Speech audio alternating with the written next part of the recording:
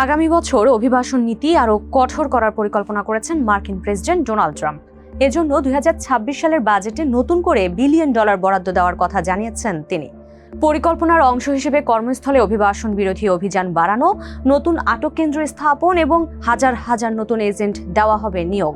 তবে এই কঠোর নীতির বিরুদ্ধে বিরোধিতা বাড়ছে যুক্তরাষ্ট্রে, বিশেষ করে আগামী মধ্যবর্তী নির্বাচন সামনে রেখে ট্রাম্পের অভিবাসন নীতি নিয়ে জোরালো হচ্ছে রাজনৈতিক চাপ।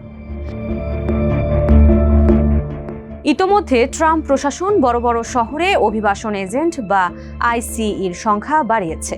এসব শহরের আবাসিক এলাকায় চালানো হচ্ছে অভিযান, কোথাও কোথাও স্থানীয় বাসিন্দাদের সঙ্গে হচ্ছে সংঘর্ষ।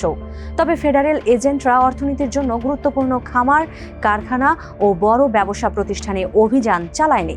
এসব জায়গায় অনেক কাগজপত্রবিহীন অভিবাসী কাজ করলেও সেগুলোকে আপাতত এড়িয়ে যাচ্ছে তারা। রয়টার্সের প্রতিবেদনে বলা হয়েছে, আইসিই ও বর্ডার প্যাট্রোল 2029 সালের সেপ্টেম্বর পর্যন্ত অতিরিক্ত $170 বিলিয়ন তহবিল পাবে। তাদের বর্তমান বার্ষিক বাজেট প্রায় $19 বিলিয়ন। জুলাই মাসে রিপাবলিকান নিয়ন্ত্রিত কংগ্রেস এই বিশাল ব্যয় প্যাকেজ পাশ করে। প্রশাসনের কর্মকর্তারা জানিয়েছে তারা হাজার হাজার নতুন এজেন্ট নিয়োগ দেবেন। পাশাপাশি নতুন আটক কেন্দ্র খোলা হবে, স্থানীয় জেল থেকে আরও বেশি অভিবাসী গ্রেপ্তার করা হবে এবং বৈধ কাগজপত্রবিহীনদের খুঁজে বের করতে বেসরকারি কোম্পানির সহায়তা নেওয়া হবে। বড় অভিবাসী জনসংখ্যার কারণে মিয়ামি শহরে ট্রাম্পের দমন নীতির প্রভাব সবচেয়ে বেশি পড়তে পারে। গত সপ্তাহে প্রায় 3 দশক পর শহরটি প্রথমবারের মতো একজন ডেমোক্র্যাট মেয়র নির্বাচন করেছে। নির্বাচিত মেয়র বলেছেন, এই ফলাফল আংশিকভাবে প্রেসিডেন্ট ট্রাম্পের নীতির প্রতিক্রিয়া। স্থানীয় নির্বাচন ও সাম্প্রতিক জরিপগুলো বলছে কঠোর অভিবাসন কৌশল নিয়ে উদ্বেগ বাড়ছে ভোটারদের মধ্যে।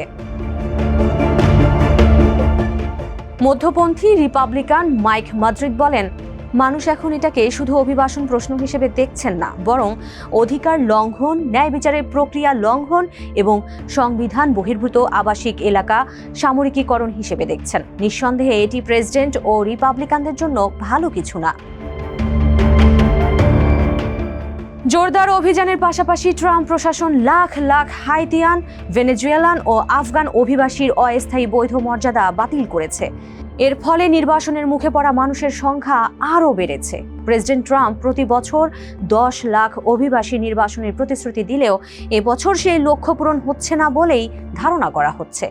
জানুয়ারিতে দায়িত্ব নেওয়ার পর থেকে এখন পর্যন্ত প্রায় 6,22,000 অভিবাসীকে নির্বাসন করা হয়েছে।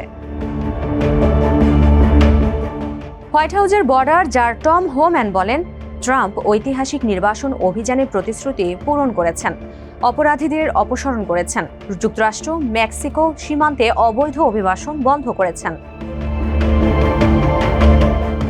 সরকারি তথ্য বলছে, জনসম্মুখে অপরাধীদের ওপর জোর দেওয়া সত্ত্বেও ট্রাম্প প্রশাসন আগের প্রশাসনগুলোর চেয়ে বেশি সংখ্যক এমন ব্যক্তিকে গ্রেপ্তার করেছে যাদের অভিবাসন লঙ্ঘন ছাড়া অন্য কোনো অপরাধের রেকর্ড নেই।